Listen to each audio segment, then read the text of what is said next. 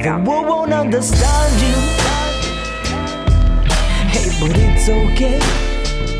Said the world won't understand you. Cause I made you in my own way. Said the world won't understand you. Cause I made you different.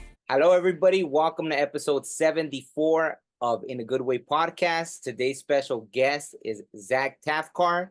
Zach is a mind, body, spirit coach. And I'm really honored to have you here. Zach, thank you for being here. Thank you for inviting me, Omar. I'm super excited for our little discussion today. I don't know what we're in for, so hopefully we have some fun. No, absolutely. Usually I like to ask my guests, like, no matter what, like about their spiritual awakening or whether it's an NDE, if prior to that, they were already experiencing spiritual things, right? But you had your NDE fairly young. Yeah. So I guess, I mean, I'll still ask you that question. Were you already in any way experiencing anything? Or like, you know, like I've had guests that had, I guess we're seeing spirits even at 4 years old, right? That they would be Right. called imaginary friends.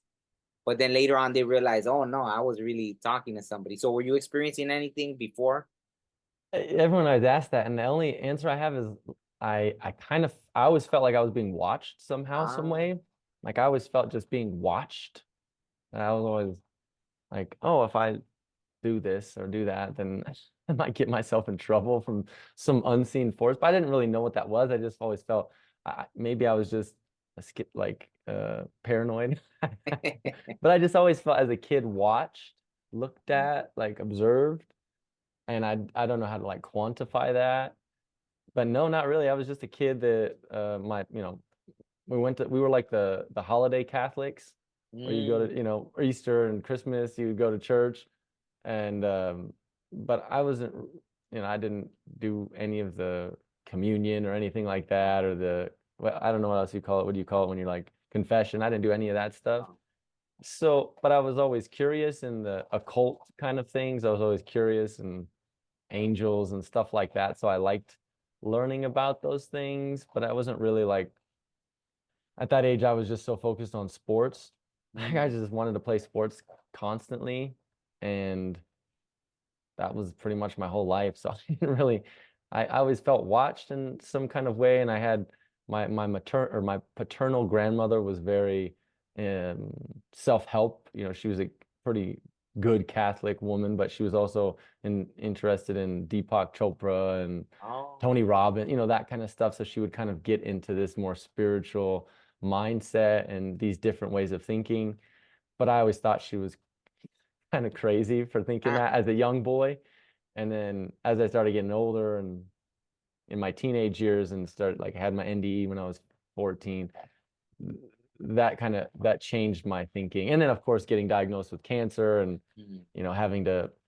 we can talk about all that. But yeah, so nothing really early on in my life. I just felt watched. That was a long way of answering. Long way of answering. No, that's perfect. Thank you. So at what age did you get diagnosed with cancer? I was diagnosed right after I turned 14. Oh, wow. So going into freshman year of high school, in the summertime, I just started feeling sick and a lot of fatigue, some back pains, groin pains, groin in my groin area. But yeah, that lasted for about 2 months, and then doctors couldn't figure anything out. So my blood work came back a little funky, sent me to the hospital, and I'm in Reno. They didn't have the diagnostic tools to really test. They had MRIs and CT scans and all that stuff, but they didn't have a way to do it for pediatric oncology patients. So oh, wow.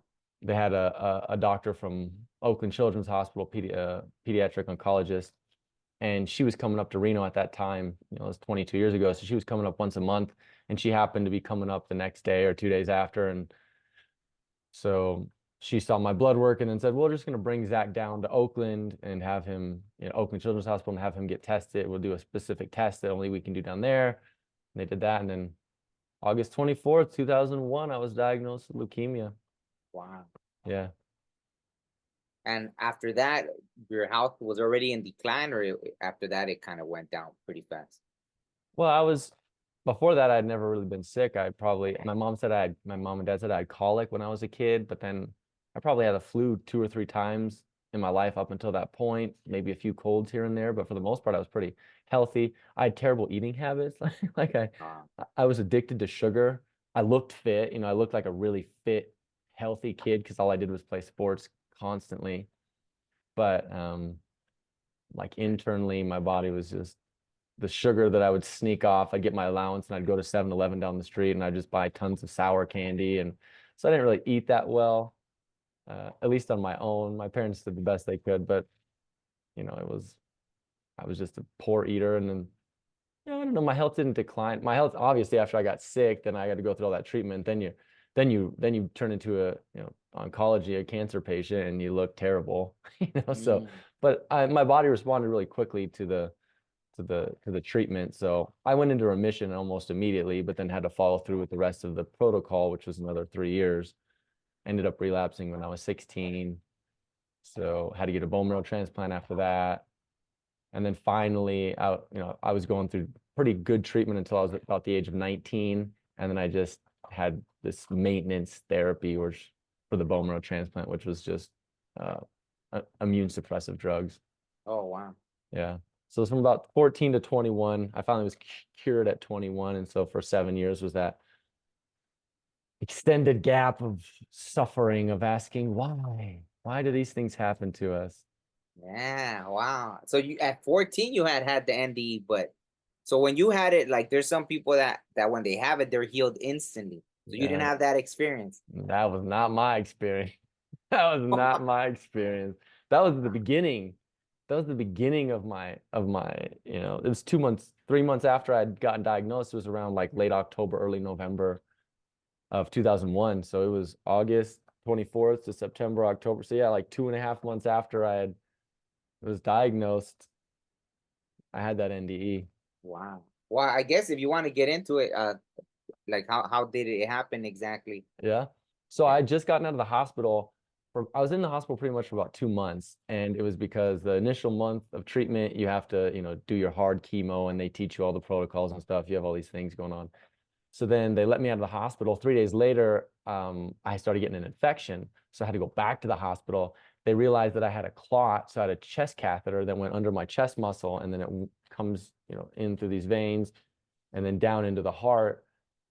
And that's to make the treatment easier, so you don't have to keep getting IVs. And so they can just access these tubes that kind of hang from your chest. It's called a Broviac catheter. And so that had clotted. And bacteria adhered to it because my immune system was so low from all of the chemotherapy, and got this infection. So I had to go back to the hospital. I had to have an angioplasty where they pulled the tube out, and the clot got stuck in my jugular and subclavian vein. And they had to go in like you're a 180-year-old man and do an angioplasty where they, at an adult hospital, and clean that out, remove that clot. And then I was in the hospital for the infection for another 3 weeks. And so being in the hospital for that long, my vertebrae, my lower lumbar vertebrae, the L2, 3, and 4, or L3, 4, and 5, they fractured. And that was caused by sitting too much and being on this drug called prednisone, which is it's a real helpful drug for a lot of issues, but it's very detrimental because if you're on too high of a dose, it can cause like bone fracturing and all types. Like I just had a hip replacement in May because of what happened to me when I was 19 from being on it for so long. But anyways, so it causes the bones to demineralize, and so they fractured. And that's the preface of the story, where I finally get out of the hospital. They say, okay, your vertebrae has fractured. We need to get you set up for a back brace. And so that morning I had gotten a bunch of blood work, and I'm with my dad, my 4-year-old brother, got a bunch of blood work. We went right to the prosthetic manufacturer, maker, guy, technician. It's just a little building, get into his little shop, his little office, and super cool guy, real nice. Him and my dad knew each other from being musicians in the area together. And so they're chit-chatting, talking, and all I had to do was kind of hold myself up on these parallel looking bars, kind of like gymnasts, the parallel bars, just to balance. And so he was taking my measurements, And as he started taking my measurements, I started getting a little fuzzy headed, you can feel that weakness kind of setting in, like low blood sugar, whatever. And it took about 20 to 30 minutes. And the whole time I'm standing there, I started getting just weaker and fuzzier and weaker and fuzzier. And I had passed out quite a few times prior to this in the hospital, just from, I don't even know why, but I had passed out maybe 3 or 4 times up to this point in the last few months. So I kind of knew the feeling, but this one was kind of prolonged. And I didn't even say anything to my dad. I was like, oh, it doesn't seem to be hitting me as fast. I think I can hang on, I can hold out. And finally he took all his measurements. So we walk out of the building. And by this time, the tunnel's really starting to like come in on me, fade in on me. And I walk down the street and like on the sidewalk, and I'm kind of booking it now. I'm like, all right, I need to get to my dad's truck. I need to get to my dad's truck. So I get there, I sit on the lip of his bed, and by this time, the tunnel is just like caving in, just and I sit there, and my dad's probably about 30 to 40 meters away from me with my brother behind me, because he was kind of saying bye to the guy, the technician. And I just was on my elbows and my knees and just was like, Dad, I'm gonna pass. And then I just, boom, lights out. But as soon as it was like lights out, lights on, and I was in this tunnel of pure silvery gold white light, luminescent. And how I like to describe it just felt like liquid, like a liquidy fluid, but it was almost like liquid love. And it was just this feeling of just peace and serenity and, I don't know, joy, overwhelming joy and calm. And I just kind of was enamored with where I was at and just experiencing this kind of moving fluid around me and just it moving through me. And yeah, and then I just kind of looked forward and I saw this silhouette of a man in a trench coat who who I immediately recognized as my grandpa, my dad's dad, who had died 7 years previously. And I'm like, oh, that's Grandpa Joe. And I couldn't really see his face, but I knew that it was him. And he did seem like younger than I knew him. Like he died, I was 7 when he died, and he died at 81 or 82 or 80. So I didn't know him. I knew him since the age of 73 and onward. But he just had like a youthful presence. And it was funny because my memories of it initially were I couldn't see his face. And then as I started doing more meditations and did some past life regression stuff, people hypnotizing me when I was learning how to do it for myself, his image popped right into my awareness, and he was like a 30-year-old dapper, like, young guy, which was pretty cool. And anyways, but so we're there, and we had this inaudible, this telepathic communication. And really all that I remember of him saying in that conversation, which I know it was longer, I don't know if I'm not allowed to like take back some of the stuff that he told me, but everything's going to be okay. You're going to be all right. You just have to keep going. And so that was the conversation we had, plus some other stuff that I just cannot for the life of me remember. Oh. Yeah. And it seemed like we were there for forever. It just felt like, just felt so calm and peaceful. And then all of a sudden I felt myself get kind of like sucked back, like, and then before I knew it, I was just in my body, and I couldn't move my body. It was like my nervous system, it just was offline. My nerves and the central nervous system, the peripheral nervous system were just not online, but I could hear. So I could hear my dad going, Zach, wake up. Zach, are you okay? Zach, wake up. And then I heard this second voice of a man who I didn't know and didn't recognize saying, do you want me to call 911? Is he okay? Do you want me to call 911? And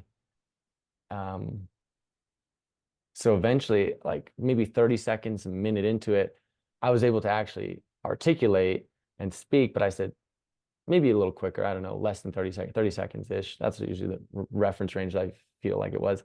And I just said, I'm okay. I just can't really open my eyes or move right now. And so another 30 seconds, minute goes by, and I can feel the nerves tingling on, pretty rapidly. And then I was able to open my eyes, and just looking like to my right was my dad, and then my brother to his right, so my left, my 4-year-old brother just terrified to death, and my dad concerned, and then this man behind the two of them. And yeah, and so then we got up, got to his car, and then because he thought like, your blood sugar's low and you lost blood from getting blood work earlier. Let's go get you the healthiest food possible. So he took me to McDonald's. So, but I did like McDonald's at the time.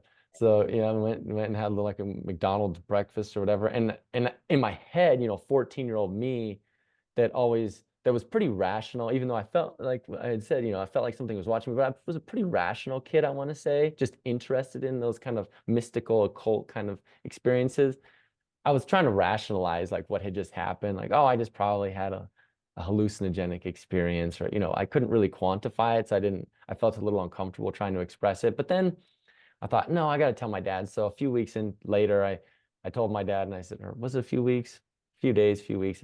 And I told him, maybe a week later, I said, hey, when I passed out, I was in this tunnel with Grandpa Joe. And he started freaking out, because he kind of goes like, oh, like he gets on not the negative train, but he gets in the panic train pretty quickly. And he's like, oh my God, is everything okay? What did he say? Like, I can only imagine what's going on through his mind when he has a 14-year-old going through cancer treatment. And then he says, oh, I was in the tunnel with your dead father. Like, the panic on his mind must have been crazy. But anyways, he was like, well, what's the matter? What did he say? Did he say, are you like, he's freaking out? And I go, no. He actually said like, everything's going to be okay. I'm going to be okay. I just have to keep going. And so he was like, oh, and I explained to him that I saw him in a trench coat, and I'd never seen him in a trench coat before. So then a few weeks later, a month later, he comes to me, my dad, and brings me a picture of my grandpa in Prague, where he lived when he was a young 30-year-old man, in this like trench coat, which I guess I learned now is a day coat. So to me, that was more like, it was still hard to really intellectualize and conceptualize fully and understand that, like, yeah, you did have this experience, because I wanted so like much to rationalize my way out of it. But it was just confirmation that, yeah, you did see him. Yeah, wow, that's amazing. And so after that, did you start remembering other things that happened when you went, and when you were in the tunnel, or? Not really. It wasn't until I would say, maybe 15 years afterwards, that I started to, well, that was 14. I started meditating daily when I was 19, but I didn't start having memories about it. Yeah, probably till I was in my late 20s, and really kind of try to go into the recesses of my memory and see what was happening. And but even then, I know that there was more that was said. Like, I remember seeing his face now, and I can see that clearly, and I can see, but I can't remember what else we talked about. Oh, wow. Yeah, maybe I'll never know, or maybe So I'll know when. Go Sorry. ahead. No, you go ahead. No, I just was gonna say, maybe I'll know when the time is right. I just can't remember it now. No, absolutely. I know what I was gonna ask you. So you've mentioned about, I don't know if you mentioned it yet, but I saw it, like the hypnotherapy. Yeah, You yeah, did mention it, right? So yeah. even when you did the hypnotherapy on yourself, or they did it to you, it nothing else has came out. They didn't tell you that you said anything, or? No, I've had some incredibly like, I've had it done twice. So it's a technique called quantum healing hypnosis technique, and it's Dolores Cannon. Oh, okay. Technique. So that's her technique. So I read one of her books, and I was like, this seems really cool. I think I want to be one of these practitioners. So I did it in 2019, got the certification, did a bunch of my practice sessions. You have to do a bunch of practice sessions. And so at the end of the 25 practice sessions, I had a woman practitioner in the area do it on me, because I wanted to experience it for myself. So I did and had some pretty cool insights there. That was really where I saw, even more so, that I saw the clarity of when I was in the tunnel. Mm. So she asked that question. This practitioner was curious about it. So she asked that, and the clarity of the experience was quite profound. You know, like the imagery that I had that I didn't realize was there came about. So I got to see my grandpa really clear, Oh. and got to experience more of that tunnel, because it was, I don't want to say it was dreamlike because it was very tangible, but it was just, I rationalized myself out of it at that early age, and so it didn't allow it to really embed as deeply as I should have, not should have, but as much as I could have. And so that was a really interesting session, because it just like came back very clearly to me.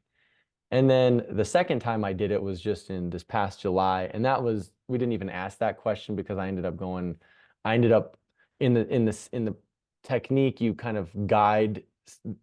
I would guide you. I'd say, okay, Omar, we're on the cloud, blah blah blah, and then I'd say, okay, I want you to come down off of that cloud, and then tell me the very first things that you see, or the very first impressions that you have. And Mm. so when the practitioner said that, because usually you'll drop into either a past life, memories from this life, a future life, or an in-between life. So you could have anything. It's just whatever your subconscious dictates is appropriate for you to know today. And so instead of coming down like I did the first session, I started lifting up. And so as I started lifting up, I ended up in this, the practitioner goes, "Where are you?" And I was like, instead of going down, I went up, and I feel like I'm in this like circular auditorium. She's like, "Oh, what are you doing there? And is there anyone else around you?" Blah, blah, blah. And so I'm like looking around, and it's this kind of dark circular auditorium. It seemed like the lights were off. And there's a balcony, and then there were these shadow figures with upturned like yellow orangish eyes. Oh, wow. Yeah, and I was like, oh, but I didn't get a nefarious Mm. or malevolent feeling. I said, they're not malevolent. I feel that they're benevolent. I don't know, they're just there. And so she kept asking me questions, and it's common that as you ask more questions in this technique, that your brain will just kind of boom, turn on, and so that's what happened. And the lights turned on in the room, and so it was this like really cool white ivory, like marble kind of room, auditorium. And I was like, I feel like I'm in a council meeting. And then Mm. the shadow figures took form, like a human form, I feel like, for my brain, but they all looked like they were Greek gods in like white tunics. Which was weird, and they all looked differently. And so she goes, what are their? I was like, oh, those shadow figures turned into people. She goes, well, what are their names? And so all of a sudden, I got this barrage of names, just real quick in my head, and I was like, Melchizedek, Yeshua, Michael, Sophia, Josiah, and then there was a bunch of other ones. There's like 10 or 11. And so I just named them off. And then we had this conversation with this council that called themselves the council. And I had heard this council in my head when I started practicing the hypnosis session on others, because kind of when you're in that session, you're in that with them for about anywhere from an hour and a half to, I've had 2.5 hour sessions. So you're really in there with them, right? Your energy, you're kind of holding the space so that they can feel that they can be there. And you just kind of go there with them, and it energetically, vibrationally, your frequency changes. And so after I did about 20 of those sessions, I started hearing this voice calling themselves the council. And that lasted for about a week or two. And there was this moment where I was in the shower, and I would, it's when you ask yourself a question, you're like, oh, what should I do about this? Or what should, you're just kind of mulling those things over in your mind, and you're just kind of playing that game of figuring it out. I would ask myself one of those questions, and I would get an answer. And I would ask and so it was kind of driving me crazy. It was weird. It was like, oh man, this is weird. So in the shower, about 2 weeks after that started happening, I was like, I'm sorry. I appreciate you asking, or like responding to these questions for me, but I need you to give me a break. Like, I need you to turn off. And they're like, okay, we'll be here when you need us. And then it stopped. Oh, wow. And now part of me wishes that I had maintained that, because it was kind of cool. And I could have learned to deal with it, because now it's a little trickier to turn on. Like I really have to be quiet and still and, you know, really settle to get access to that. And even then it's not as clear as it was. So I'm like, oh shoot, I should have guessed.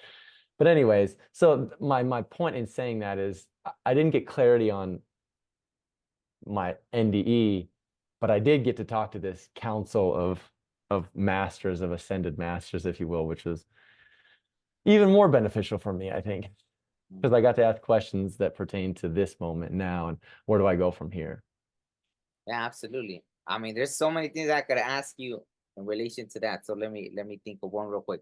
For example, so you were shown about being able to see future you, past you, present you, basically, right? It can happen. So it typically happens is there's a two-part section to this process, and it's your subconscious. I can ask about a specific situation, of course, but the first section of the process where you're coming off this cloud is your subconscious, or your higher self, your soul, whatever, dropping you into an experience that is going to pertain to the questions you have about your current issues going on with your life. So those could be you as an Egyptian. It could be you as a, I don't know, there's a lot of Native Americans, you know, like experiences, pioneer experiences, you know, people in the 1700s coming from the East Coast of the United States to the West Coast. Some people have unearthly experiences where they literally are aliens, which is kind of, it's unique, but it's interesting. And then there's a lot of people that just have experiences of this life. So things of when they were children where they have a skewed perception of what really happened, and they go back to the memory and you're in it, right? You're fully in the memory and you see it differently through different eyes. You're like, oh, maybe I've sensationalized this in my brain, dramatized this in my brain so much that's impacting me, but it really didn't have that much of an impact then. You know, does that make sense? So it's a way, yeah, it's a way for your subconscious, or your higher self, your soul, to give you recognition of why the things that you're experiencing now are kind of occurring as they are. Absolutely. And so and then add the second part is when I go, okay, so we've had all these experiences. Usually you jump through about 4 or 5 events. So I guide you through 4 or 5 events, and there's a way to ask the question. So I'm not directing you towards anything. I'm just saying, okay, let's go to a new experience, another important time.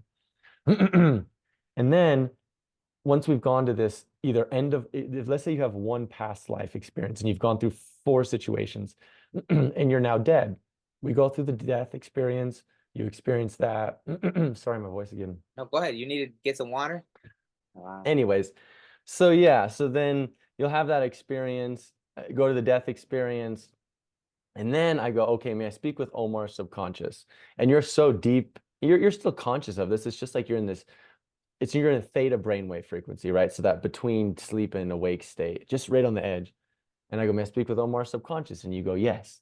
And I go, I have permission to ask questions to Omar's subconscious? And you say, yes. And these questions are questions that you've already written down on a piece of paper that we've discussed before we even started the session. And then I ask all these questions to your subconscious. And so in that situation, that's where we can be a bit more direct and ask the questions from whether it be this life, a past life, a future life, blah, blah, blah. And your subconscious, your higher self, will give you answers if it's appropriate for those questions that you have. So there are instances where somebody wants to know about their future, and the subconscious, the higher self will say, we suggest he or she does this first before we answer that question. Wow. That she focused on this moment, because if she knows, and then there will be some where it's like, okay, well, I'm afraid my husband's going to die. And they say, yeah, he'll be dead in about 10 years. And she's concerned about money, or he's concerned about money from his wife, or I don't know, whatever. And they'll give some random number and say, oh, well, she'll inherit $500,000 from his life insurance policy, or, blah, blah, blah. So she'll be okay financially. Nothing will happen to her. She can rest assured that everything's going to be okay. So you just get kind of these answers to some of these deeper questions. Absolutely. No, and yeah, see, I love this conversation because you have a lot of understanding of this. And so for me, see, that's one of the first things that started happening. I started having premonitions real young, right? Very, Okay. like, I even dated it to like 5 years old. And Wow. Cool. yeah, and then so after, yeah, I've dreamed things like, you know, even that where there's something that I thought it was something that was gonna happen, but then I thought, what if it was like I've been like on a dying planet, and I always thought it was gonna be this planet, but then now, Oh, yeah, now I think like, was it another planet, right? Because I yeah. remember everything was red, the whole sky was red, it Wow. looked like almost like all the souls were flying through the sky, like. But then I thought, like, even recently, I mean, this happened like, you know, a long time ago when I was young. So, and it was like who I thought was God, right? It was this ancient spirit, just like they were in my height, maybe to not freak me out, right? Yeah. Yeah. Right. Exactly. Yeah, but and everything's like telepathic, like you said. It's like you Yeah. just wake up and poof, it's there. Yep. Um, but even that, it's so realistic, like to that you feel you experienced it, right? Very much so. Yeah. So even that, I've always wondered, like now I feel like it was almost like a warning, in other words. Like that was one of the first things I was being given, like, don't let that happen to this planet. Like, yeah, Hmm. humans keep going through these cycles, right? Like Mm-hmm. we're meant to learn these lessons, but yeah, like we've done that before. Like Right. whatever entities were, whether we were human in that existence or something else, like we tend to keep, it's almost like we have to learn, we still haven't learned the lesson of how not to destroy planets, or we just Yeah. get into these, I don't know, lower vibrations where that's what rules, and we're attracted to the chaos. Like you see movies. I thought about that recently. I was like who even makes a movie about like just killing and how, I mean, I know we love watching those movies, but if you really think about it, the fact that we even create those like Armageddon and the world's ending, and Yep. we love it, and it's always like we love Yep. the doom and gloom. It's Or, the I've been talking about this on these podcasts and just mulling it over in my mind for so long. And like asking those questions, like especially like when I was 14, when I first got diagnosed, I was in the hospital, Oakland Children's Hospital. They were building a 5th floor at the time, so I'm isolated. I'm in a room myself. My white blood count, I can't go out without putting a mask on. So I just felt like I was with myself the whole time. When I relapsed at 16, they had built this 5th floor, and what they had done is half the floor was a unit, and it was HEPA filtered. So these kids that were going through cancer treatment, when their white blood cell counts were low, because the floor was HEPA filtered, you could go out of your room without a mask, and so you could interact with these other kids. And so at 16, it was, or 14, excuse me, I kept asking the question, why did I experience this? Why did my family have to go through this? Why is it like, it's very, right? Me. Why am I? When I was 16 and I go back and I'm the oldest kid on the floor, and I'm seeing 2-year-olds and 5-year-olds and 9-year-olds, 7-year-olds, 11-year-olds. And it went from, it really did. It went from, why am I experiencing this? Which it still did. It still happened, right? I still was like, why does this keep going on? I'd always tell my dad, why does life keep kicking me in the nuts? I felt like I just kept getting kicked again and again and again, like life was doing something to me, while simultaneously feeling like it wasn't. It was like this weird paradox. But then I would ask, why are they experiencing it? And then you start interacting with the parents and their siblings, and you see the suffering in their face. Like I'd already seen that in my brothers and my parents and my grandparents and my aunts and uncles, and like I saw that suffering in their eyes. But then when I saw it in all the other eyes of all these other people, it was like, okay, it's not just about me anymore. That was what really, I feel like, kicked me onto like my, for, even though a lot of people, when they have these NDEs, they go on these like spiritual journeys. That wasn't it for me. That was like a thing that was going to flip a switch in my brain so that I could start hearing better, so that I could start listening more, so that I could start perceiving things differently. And like, like it was like a switch that just flipped me in onto the right path. Like, yeah, this is a gift. You're not going to realize how much of a gift it is, for another 15 years, but this is a gift. So here's your gift. Now go do with it what you're supposed to. But I kind of went off track. So I was mulling that up. So I experienced that and the suffering, right? So I was asking this deep suffering. That's why I always really like Buddha's story, because his is, I feel like I can really resonate with that, where he's seeing suffering in others, and that's what really kicks him on his spiritual path. But when it comes to what you're saying, like the chaos, right? The how Earth is destroyed. I mean, I don't know. Lately, I heard somebody on because I did an interview with Jeff Reynolds on Jeff Mara podcast, the Jeff Mara podcast. So he does a lot of NDE stuff, but he was saying, a lot of people talk about how it's a simulation. And the other day, I was like, this is actually Monday night, and I'm riding my bike for like just 30 minutes while I'm watching this, and I go, well, I guess it's a simulation if you consider it more like a video game. In the sense that Omar and Zach are characters that we've chosen, right? We picked out our character, just like you and I will go to sit at a video game, and we'll go, okay, we're gonna play, and especially like Grand Theft Auto, the worst game ever, right? These like first person. I don't play a lot of video games. I haven't played video games in 15 years, but these first person shooter games, you're shooting people and you're killing people, but you love it. You look at how many people love it. And so to me, I've always felt that in the last 15 years, well, maybe the last 10 years, that this experience is a game. And people hate when I say that, because like I'm suffering, Zach. Like, tell that to the people who are getting murdered, who are getting abused sexually, who are getting raped, who are, all these atrocious things are happening. And I go, I couldn't agree with you more. But if you see yourself first as a spiritual being that chose this character, knowing that these were potential outcomes of being this character, and you also chose your parents and your siblings and those people closest to you, you chose them, you agreed upon when you were going to meet up with each other, then it's going to become a whole lot more fun, right? Because if you're seeing yourself as the observer of the video game, I'm not in the video game, I'm the observer of the video game, right? The awareness of the thought is not the thought, right? So we think I think a lot of times we're so caught up in our mind and in our bodies and think that the thoughts in our heads are so real, but those things pass every day. How many thoughts do you think a day?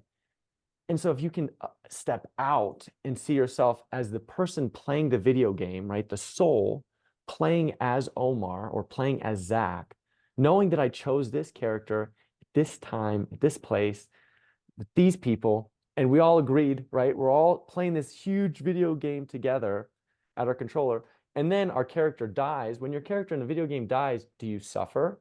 No, you go, oh shit. And you go, that was fun though. I did pretty good. Let's try it again. Yeah. Restart. Man. Restart. How many times have you died in a video game and restarted? Right? Restart. So I feel like the person that's best at the video game has played it the most. And not only that, but has learned or allows themselves, even if you're a new beginner at the video game, you allow yourself to learn so much more from each experience, and you're really invested, but then you take that information and you do with it what you will to get better going forward.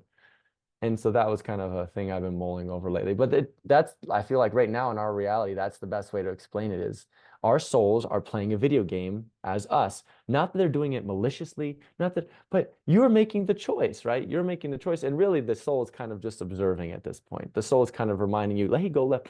On the screen, we can, right? They're in the watching it, and they go, oh, I can see on that screen that so-and-so's coming left. Hey, you should go backwards. But instead, we don't listen to that intuitive guidance, and we're like, I'm going to keep going straight. And then you get shot and killed, right? Or that's a terrible example, but in the video game. That's a real, because hey, I lived that life, like even that was something that happened. I remember, I mean, after and then I realized how spiritually aware I was. Yeah. But I remember even going to a house party when I was like, wow, maybe 17 or something, right? We would load up, like I remember, get as many cars, and boom, I think I was riding on the back of a pickup truck, right? It was still illegal to do that or something. Or maybe we were just all ducking down. I forgot, but someone started shooting at the party, and I remember we were running. I was running with my friend, and he says, oh, let's go this way. And I was like, no, I'm going to go that way. And then he comes back, oh, the guy that was running right next to him got shot. So he was like, so I was like, wow, like, what if I would have gone with him and that bullet would have hit me or something? So something told me, no, you go that way. So it's true. Like, that's how, as things are happening here. But what you were going to say, like, I mean, what you said about the game, see, so that's been my question. I mean, I think I already know the answer, but Exactly. We keep restarting over. And for me, so every time I got a little more, it was like, it had to be a trauma, right? Like, you know, I've been in car wrecks, I've been in this, and then boom, I was open. Then I started seeing my past lives or stuff like that, right? So every time there was a trauma, it was like a big jolt, more psychic abilities, more this, more that. But why then, when we come in, if you have the answer, why do we come in like that with like a blank slate almost? And then we start remembering slowly, like, you know, because like how you said, if we're getting more knowledge, so that means we will be a more powerful player in this game. So, you know, every time, how come it almost is like a reset? And then we have to remember, you know, there's the little glitches that make us remember. That's a super good question. And if I had that, I'd be an enlightened master. No, my belief is that we come in because it's fun to play the game. Like, it's fun to keep starting over. If you remembered everything, like if you and I remembered truly, like I believe this wholeheartedly now at this point in my life, 36 years later, after experiencing some terrible shit with my physical body, right? My emotional body, my physical body, like that's hard. I have never been raped, so I don't know what that's like. I've never watched anybody get murdered or shot, so that's off the table. I've never really been destitute and poor. Like my parents were always very middle class, so they tried to do their best to keep us comfortable. But when it came to observing suffering in the form of the physical body and how it has to change and how it's not superhuman and it's not impenetrable, that's something that I'm a superhero. Like I'm a superhero level 17,000, Super Saiyan level 24, right? Like for me, that's but my response to your question is saying, why do we keep coming back? And it's because it's fun to play the game. And it doesn't feel fun when you're in the midst of the shit. It feels really bad, right? When you're in the midst of the suffering, when you're poor, when you're lonely, when you're sick, when you're broke, when you're in, I don't know, anything, when you're being abused, when you're in gangs, you don't have any way out. It feels like the world is working against you. And I think every one of us can understand that feeling. But from a spiritual standpoint, you are as free as you ever could be. And it's just about finding that stillness inside yourself, meaning like I need to find a practice that gets my mind to be so still so that the communication that's going to tell me to go left when my buddy's telling me to go right becomes so clear that I can get all of the answers to my questions and I can get all the guidance necessary to live the joyful life that I've asked for on a vibrational level, right? Because every time you experience poverty, you're asking for wealth, right? And so your inner being expands to wealth. That's part of this game too. Us being characters causes expansion within our soul playing the game, right? Because the game, you and I, if we're video game characters, we're not going to expand to the level that the person playing the video game is going to expand to, right? When you play the video game, you get better. You get better skill set. So the soul is expanding. And so it's kind of like this, it's this game of what's the catch up, where it's, okay, I experience poverty, I ask for wellness or wealth. So it's just about, okay, taking my thoughts and allowing those emotions in my body to guide me to wealth. If I feel sick, I immediately, as soon as I'm sick, I immediately ask for health. And it's just about taking those steps in the game to get to wealth or to get to health. If I'm lonely and I don't have a lover, it's just about, well, as soon as I ask, boom, that person shows up in my non-physical vibrational reality. And it's just about playing that catch-up game. And that's like law of attraction 101. It's just that so many of us don't want to accept it. We have such a hard time. And I've had very hard time accepting this. It took me many years to go, why did I have to have, because not only did I have to go through chemotherapy and radiation and all that, but now I have to be on testosterone every single day because my body doesn't produce enough testosterone. I cannot have children like I planned. My hip went out at 19, so I didn't get to play professional sports like I always dreamed of. My spine collapsed. I'm blind in this eye. It's blah, blah. Like I could go on about the things that are like wrong, or I could go, man, this makes my story really fun. It gives me it shows that I'm leveling up. Yeah. And every time I'm experiencing this, it's going, man, my hip hurt for 16 years. And I didn't even realize it because I was trying to override my nervous system to be like, we're going to heal, we're going to heal. But man, am I grateful now for the way my hip moves and how it feels. And I'm grateful, like right now, looking at the screen, looking at your handsome face, Omar, you look clear as day. As soon as I close this eye, I can hardly see half the screen. Oh, You know, wow. like but it's like, yeah, there's suffering's always, I love the Buddha story because his first golden rule is suffering is going to exist, right? Suffering is going to be, and suffering in the sense of discontentment, dissatisfaction, right? It doesn't have to be like immense suffering where the worst things are happening to you. That's a result of your mind. You can make it the worst thing that's ever happened to you, or you can say, yeah, my hip still hurts a little bit, Zach, from this surgery you had 9 months ago. Or I could go, my goodness, it feels so much better. Oh man, I'm so grateful that I can move it. I'm so grateful I can walk on it now.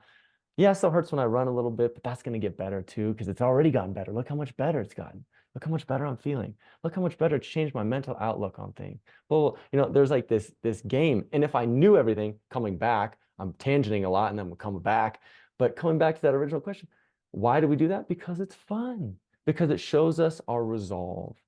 If you knew you were an eternal being and you had the ability to create your reality through your thoughts, your emotions, and your feelings, and then your actions, and you knew how long it was going to take you, it would be boring. Like, why do you not watch the same movie over and over again? Because it's boring. You know the ending. You want to watch new movies. Why do you stop listening? Like, we all love songs, right? We still, you're listening to a song from, when you're a 12-year-old kid and you're like, oh, I remember being 12 and this song came on, and it's nostalgic, but you also are always seeking for that new expansion. Oh, I want to hear a new song where somebody brings in this instrument and has this kind of voice and can share their story through this kind of language. And we're always seeking out that new, exciting journey. Hence the reason there's so many divorces, because we stop appreciating our partners and seeing them as this new individual that we get to see and experience for the first time again and again and again, because yesterday, they're not the same person that they are today. And who they are today is not going to be who they are tomorrow, because every single day is going to change who we are on just a little level, on the tiniest little level. And so that's a very long answer to your question because it's fun. And when you have that perspective, when you know, as I like to say, when you know the rules of the game becomes a lot more fun. When you're first learning a game, it sucks. You're like, I don't know how to play this. I'm not very good. Why can't I dribble this basketball? Why can't I catch the football? I don't know how to throw. I don't know how to play taboo. How do you play taboo? I'm not allowed to say these numbers. Like you're not very good at it. But the more you play, the better you get and the more fun it becomes. And then you become this master and you're like, man, I'm dunking all over these players. I can throw the ball 50 yards, no problem on a dime. Look at me. I can get 7 answers on taboo, like whatever. So that would be my answer. And I think that is, as much as people don't want to accept it because it's friggin' hard to accept when you're in the midst of suffering, that's the reason we keep coming back. So let me ask you this. Do you think as a collective, we're afraid to finish the game? Because what happens if we all become these high vibrational beings and boom, we end the wars, we end we end the poverty? Because obviously there's all the means, all of that exists in this earth, right? Like there's, like the wealthy people make, enough money to feed the whole world 100 times over, for however many generations. So we have everything it takes to raise the earth. Because, one of the visions I've had is I've had these visions of this new earth, right? It's very beautiful. Everything just green, and even the buildings look like they're like the sun's hitting them and they're golden. And there's animals that are like these hybrid animals that don't exist on earth. So it's just this amazing place. And I've had a recurring, and it started happening a few years ago. So it was like, that wasn't even from like my childhood or nothing. That was more like within maybe the last 5 years or something. And I just started having a recurring thing. So do you feel we're heading to that, or we just want to keep playing the game the way it is? Like we don't want to ascend, so because it's almost like that. Well, yeah, the game just like when we play a real game. At some point, you either die and stop playing, or you win, right? So, what do you feel about that? I'll have a question and I'll answer it. Why do we want that? To ascend to. Why do we want the earth to be that way? Why is it that we want that? Why do you want that? I think because the same, right? Like you, I didn't experience the medical things. I guess I experienced different pains. I did experience a lot of things too, right? Like I've crashed at 100 miles an hour. I've been in another car wreck. You've been shot year, at. Yeah, every year something like would happen to me that I would end up like going to the hospital every single year. And I would think like, why me every single year? And it was almost like I would expect it. I know something's going to happen this year. And sure enough, I have knee surgery. Good thing's going to happen. No, good thing's going to happen. I'm great now, but I'm but back then, as I was growing up, I started seeing this pattern. Like, so I knew like, okay, something's coming. And sure, but after I was grateful, I realized, when I was little, I was into the Bible. So I think I asked, I don't want anything to happen to my family. I'll take it all. And sure enough, after I had that light bulb moment when I got older, I was like, be careful what you wish for, because you just might get it. And I was like, wow, my family was always pretty good. Like, and so maybe I was just like, hey, I asked for it, give it to me. And I got, but I was young. I was a kid. Like maybe, now I look at like. Why didn't you want your parents or anyone to experience that? I don't know. I felt like I guess I could take it. Like it's, well, who wants to see their family? I'm sure your dad would have said like, hey, I'll take it for Zach, right? I'm sure my parents used to tell me that on a daily basis. I wish I could take this from you. I wish I could take the chemo for you. And I would respond and I would say, but you can't. And this is my journey and I have to do it. And I understood that they were telling me, I love you. I will do anything for you. But my answer, kind of what you're saying too, is what I was kind of wanting to know, but it was in a roundabout way. You're saying, I don't want to observe suffering in others. Right? Yeah. Like, why do we want the world to be different? Because I don't want to observe suffering in others. And that just means you have a lot of compassion, right? You got a lot of empathy, which is wonderful. And so many of us want that. Like I, for one, want that. That's why I do these videos, and that's why I do videos on YouTube and stuff. It's like, I don't want people to suffer in the same way that I suffered. But I also know that as a result of that suffering, it caused me to ask those questions. And that question caused me to get an answer. And then it took time for me to catch up and to get that answer. Didn't take a lot of time. Could have taken me a lot less time if I had been a little bit more diligent, inwardly. And I was pretty diligent. Like I meditate every day and I'm pretty contemplative. But it's allowing others their journey. And the earth is good. Like I think we're so afraid that the earth is going to end. And I'm not saying we shouldn't change our behaviors and stuff like that. I'm just saying the earth was going to outlast humanity. And suffering is a result of the attachments we have to the expectation of an outcome, right? So the first golden truth or noble truth, Buddhism, suffering is going to happen. Suffering exists. It's going to happen. Second noble truth, suffering is caused by attachment. Third noble truth, there is a way out of suffering. And fourth noble truth is the eightfold path, which is actually the way out of suffering. And the eightfold path is just this righteous path, which is right livelihood, right thinking, right meditation, right contemplation, all these different things. So those 8 different things that Buddha suggests you do to alleviate the attachment to the outcome, right? Because it's always, I want my parents and my family to be healthy, because in observing them to be unhealthy, I'm sad. And I don't want to be sad. And there's a story I like of Buddha. I'm kind of on the Buddha track right now, so just run with me, Omar. But when Buddha, after he had attained enlightenment, we'll say 20 years later, the people that he lived with, because he was a prince before he attained enlightenment. He was prophesied to either be a great king who would unite India, or he would become a sage that would awaken the world. And so he, as his whole family and everyone were murdered by an infiltrating tribe, or like new I don't know, army, killed his whole family, the people that he loved, killed his friends, right? And so when he was told this, what do you think, as an enlightened individual, as an enlightened master, when Buddha heard that his whole family and all the people that he loved were killed, as an enlightened being, right? What do you think his response was? I think he understood, like it was just part of the process. I mean, if we're talking about being enlightened, then it would have been like, okay, I get it. He cried. Oh, okay. I like that answer better. I like that answer better. Okay, good. He cried, right? He's this enlightened person, and he has seen all of his existences.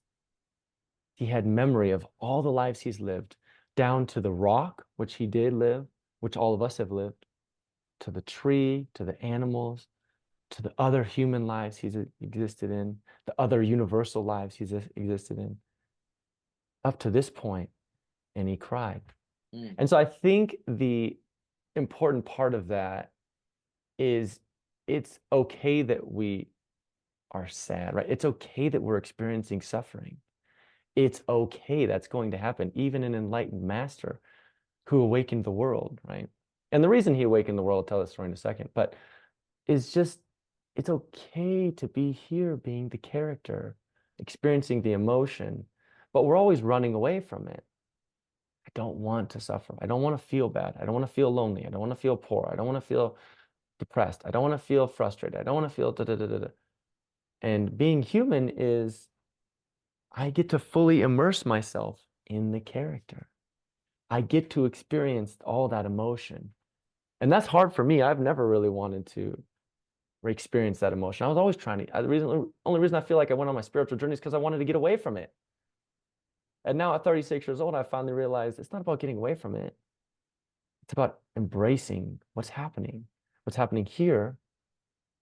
And this is going to cause my emotion, and allowing that to be for that moment, not getting stuck there, but allowing that to be, and then getting some perspective, opening up a little bit more and going, okay, is this how it really is? Or is this just a story that I'm seeing right now? Because most of our lives are just stories that we're telling ourselves. Oh, that's my dog. Sorry, he's. Oh, okay. I was wondering what you were looking at. I keep looking back, and he's like moving around and stuff, and I'm like, oh, he's right here. He's just like in his little puppy pen. Oh, okay. Yeah, his little area. So he's just moving around. Sorry. No, that's okay. Yeah. I was gonna tell you. Oh, go ahead. No, that was it. Oh, okay. No, I was gonna tell you because I get that whole thing because like one of the things I was shown was like almost like that, right? Like I don't like saying, just like how you don't like saying about the game thing. I don't like saying, because it was almost like I'm constantly reminded that it's almost like I didn't have free will, right? I know everyone likes to say, oh, we have free will, but it's like I'm constantly shown that somehow, like, this was all my thing. Explain that, if you will, because I've been hearing that a lot lately, and I'm curious as to why people feel that way. Well, for example, like when I had one of the biggest things that happened, like in 2019, my brother passed away, right? But he took his life. So when you talk about even being enlightened and still knowing everything that I know, and it hit me like that was like the worst day of my life, right? And it's still, for years, I still, I mean, it's only been 4 years, I think, but it's still, or it's gonna be 5 years, right, next month. And so, or less than a month. So when that happened, like, I went to a dark place. So I went into, I was feeling like I was about to do that. I had decided, basically, and then I was visited by these higher beings, right? And they took me to where he was, and then they showed me that we had agreed to it. So they gave me physical proof. I even wrote a whole book because they showed me physical proof so I could show people. So after that, for 4 years, they kept giving me all this information. Like, they showed me before the pandemic hit.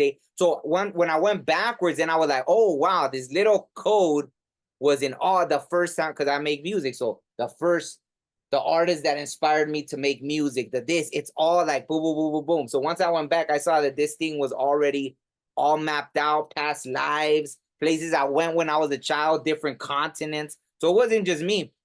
After I had this vision, when I was writing the book, it made sense. Like, it was me and this ancient man in what appeared to be this Akashic records, right? This huge library. And we had books all over, anywhere from 50 to 100 books all over. And we were putting all these pieces together, and it made sense. It was like when I put it into the book and I finished it, I realized, oh, that's what we were doing. Had this been like 20, 30 years ago, just to show all this information, we would have had to have like 50 to 100 books to show people, look, now I put it in this little book, and I mean, it's like 100 something pages, right? And yeah, anyone that has a question, you could look it up on Google. Boom, boom, boom. Oh, is this true? Yeah, you could see another continent. You could see this, you could see that. And you could go back thousands of years to, so now we're able to show, boom, like at least mine, how all my experiences were mapped out, right? Like it was shown, like physical proof. So it translated from that world to this world. But it all started with that, these higher beings that showed, took me. And then after they appeared and I had gone through like a portal, and then they were who they really were. They were these huge beings, right?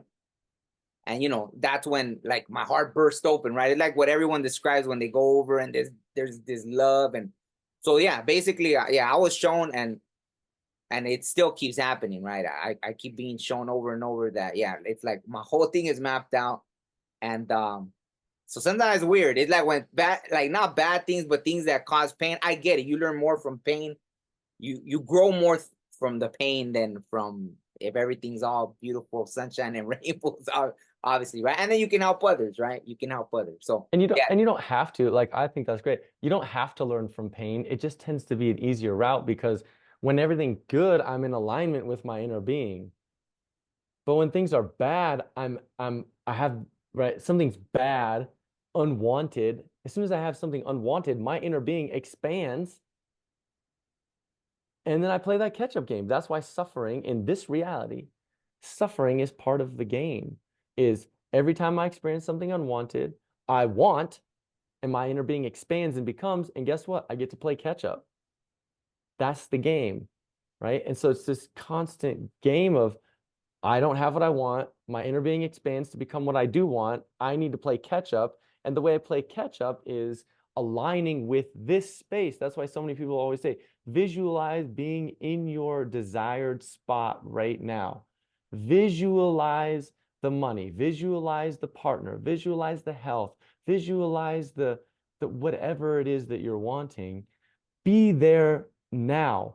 Put your frequency, right, from, if this is 100.1 and I'm at 77.9, I can't possibly have this experience if I'm at this frequency range. So because our world is dictated by frequency, right, law of attraction, as soon as I align with 100.1, it shows up in my reality, because I am that. So it can't not show up if I'm not that. That's why you have to be in the space of already having what you want when you're visualizing. But I think and I like what you're saying about like how things are kind of written in the Akashic records, but the Akashic records, to me, are malleable. What's that mean? They move, they adjust, they're not static. So in that moment that you observed, I was like, in part of the hypnosis session, you go, I'm going to invite myself as an ascended master to come forward and help us today or whatever. So it's like, you can almost see yourself, right? If you're a multidimensional being, past, present, future, you're this multidimensional being. You are an ascended master already, right? You are the Buddha, you are the Christ, you are the awakened one. And even Buddha, when he achieved the moment that he overcame the demon Mara, which is the demon of desire, right? His own mind. The Mara said, well, I have this whole army who will show that I'm real. Who's gonna back you, Buddha? Who's gonna show that you are real? And without speaking, Buddha pointed down to the ground and touched the earth, pretty much saying, the earth is my witness, that I am this, that I am the awakened one. And the earth shook, and then Mara fell through the cracks with his army. And right after that, Buddha said, as I awaken, the whole world awakens with me. As I am a drop in this fluid container, as I've turned my clear water into a blue dye, one blue dye, it changed the wholeness of the color of the water, right? You put one blue drop of dye into the water and it changes it just a little bit. Put another drop, a little bit, another what, a little bit. And then eventually you get to this tipping point and you put one drop in there and the whole water is dark blue. And you're like, whoa, how'd that happen, right? It's that tipping point that you're kind of talking about where we're awakening the earth, the new earth, right? We're going to come into this new earth where we're becoming awakened, but we already are awakened, right? As Buddha attained awakening and enlightenment, all other beings, all other souls became awake with him. And that's kind of tangenting off of the Akashic records. Like, you are already all that you've already asked for. It's just that right now you're kind of playing out that game and deciding which direction you will take. And maybe those things, who knows, maybe those things are already written in the stars and that you're going to go there anyways, right? You're going to go there anyways. Like, you could take a journey all around this way to get to that point, but you could have just gone to there, you know, like, who knows? But that's the fun of the game, is like, oh, I decided on my own which way to take. I didn't listen to my guidance, so I went left and I went left and I went left and I went, and then oh, I'm back to where I was. And then I decided to go right when I needed to go left a little bit and a right. So, but I think the difference between free will and like everything being predestined is, yeah, everything is kind of predestined to a point, but there's things will always, like, you have a choice, right? You have the choice now to make that decision to get you to where you want to be, that you've already asked for. And whether it takes you a day, a year, a week, a lifetime, you're going to get to all these different spots. And it's just about you and then aligning with yourself in those moments to get there. That's how I think of free will, because I don't think anything's predetermined. And I think you can get to anywhere you want to be, just like anybody who's listening to this could get to anywhere to where they want to be by holding that true in their core, seeing themselves in their mind and allowing those emotions to guide them along the way. I think just when you know, because I was trying to find someone to either mentor me or when I was young, right? And so that was the popular thought, that, oh, well, you could, just because, you know, you had a vision, you could still change it. But I would try, and no matter what, if I saw a vision, it came true. Whether it was 10 years, like even the pandemic, I had already seen, I wrote it in a song. So once everything happened with the pandemic, I was like, what in the world, like all this stuff. So there's, like, for me, I tried that once. I remember I had this thing, and something that we would call bad happened. And when that, you know, I came to that road, I was like, oh, I'm going to do this to prevent that from happening. I knew it. I remembered, oh, wait a second, I saw that. I'm going to go this way. And then there's no way, it's impossible that'll happen. And it ended up happening. It's like, so I was like, man, so whatever, but it's fine. It's fine. I like, you know, I don't want to, like, that's just, I think, just my life. I'm sure there's others like that as well. But I think those are, I just call those checkpoints. Yeah. Checkpoints. And I think those are predetermined. Checkpoints are predetermined, and particularly checkpoints with our times where we can live or die. So you have checkpoints in your life where you can stay or go. And so that's why I consider us checkpoints. And then the rest is up to you. No, you're gonna meet your partner, that's guaranteed. You're gonna meet your blah blah blah, you're gonna do this. There's a few of those checkpoints in our lives, but the rest, do what you want.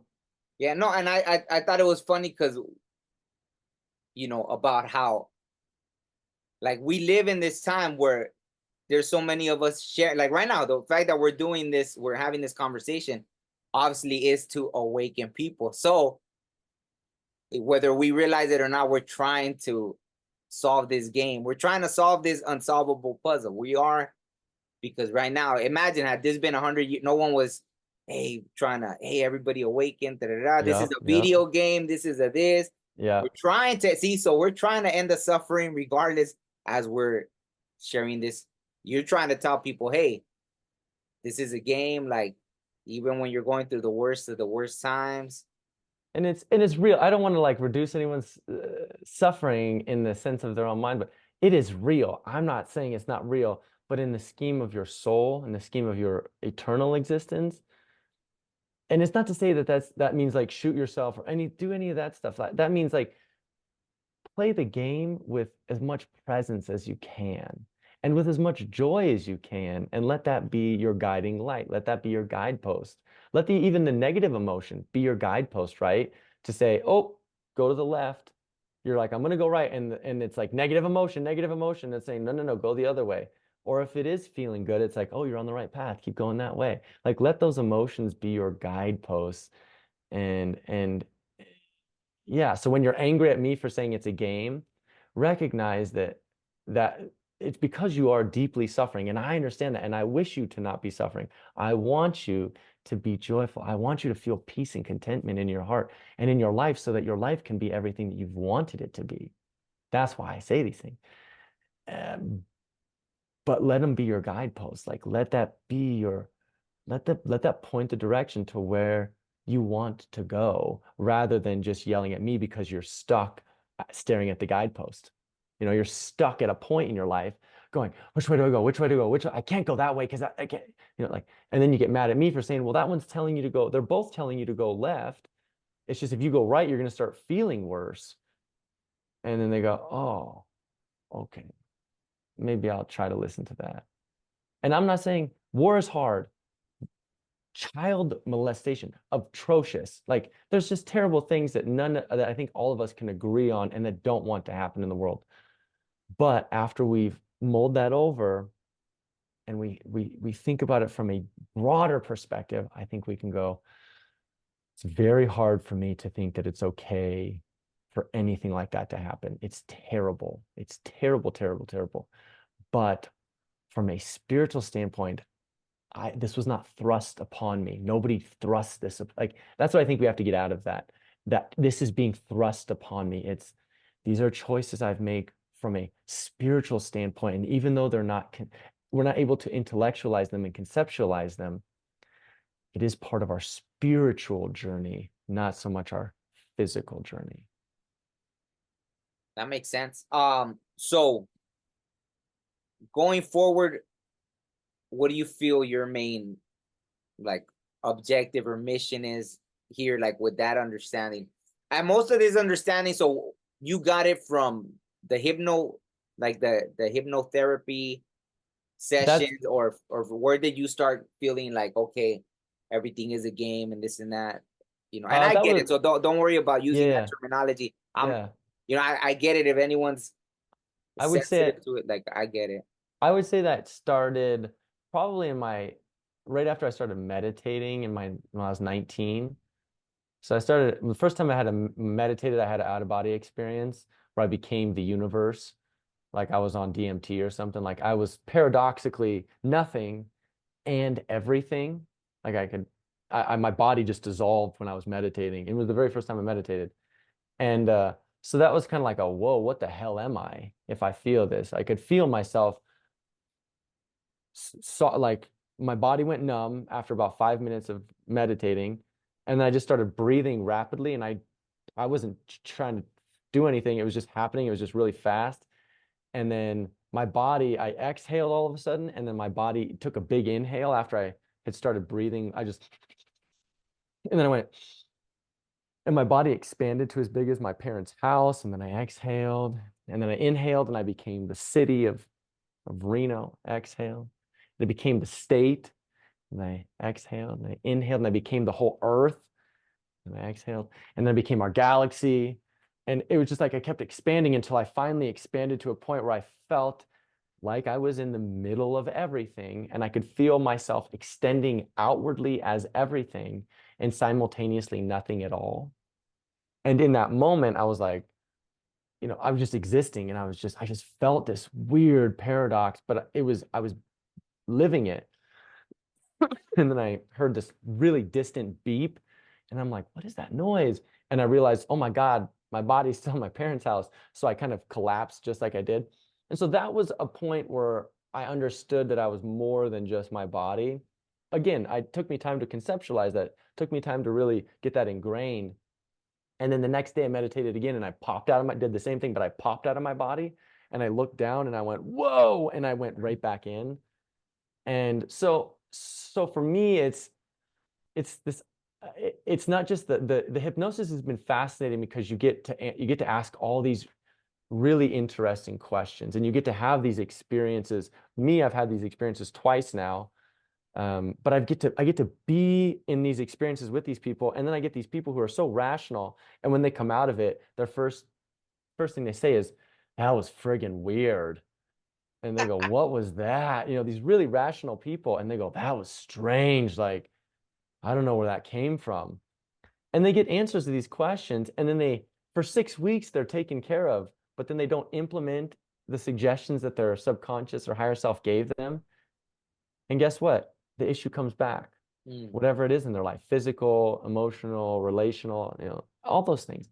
So it's a combination, to answer your question, it's a combination between the deep experiences I've had where I've channeled dead people that I didn't know, right? And gave them messages to their parents and was like, I'm sorry to creep you out, but this is, and they go, oh my God, I was wondering if you thought there was any chance that that could be possible, because I asked them to write me a letter to tell me where they are and how they're doing. You know, so stuff like that happening. So I've had these really transcendental mystical experiences that have helped me understand that I'm not just the body, that this is just a temporary vessel, and it is part of my character. It's part of my game, and I love it. I love this character. But then it's also those experiences where I'm hearing that from this broader source, consciousness, God, if you will, inner being, soul, right? All these extensions of consciousness, of source, of the one. And given these answers, I'm like, wow, that's always resonated with me. I just didn't really know how to put that into words. And so it's a compilation of everything, of my own experiences, and then getting these answers in these hypnosis sessions, and then, you know, just having insights during meditation and writing and hearing answers, and then sharing it, because I feel that I'm kind of obstinate. When I feel something is 100% true to my heart, I like to share it. And not to say that nobody else is right, but I can feel the truth of what I'm being given. And I really want people to also have that truth, right? I wish people all had a near-death experience, not a death experience, because we've all had those.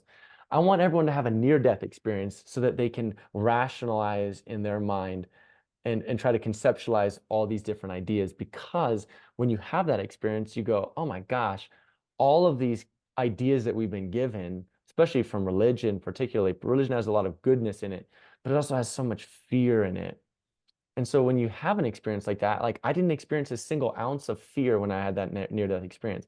I didn't experience a single ounce of fear when I was under hypnosis and I'm speaking to this ascended master council of Jesus and Archangel Michael. And, you know, like it's just, you just realize and you know fully that the existence of all things to its core is dominated by love, and fear is just as much as it's real, and anger, as much as they're real for us in the moment in our bodies, they're a result of a guidance system telling us that the thoughts we are now thinking are in opposition to how our inner being, how our soul sees this same situation. And so it's like a guidepost.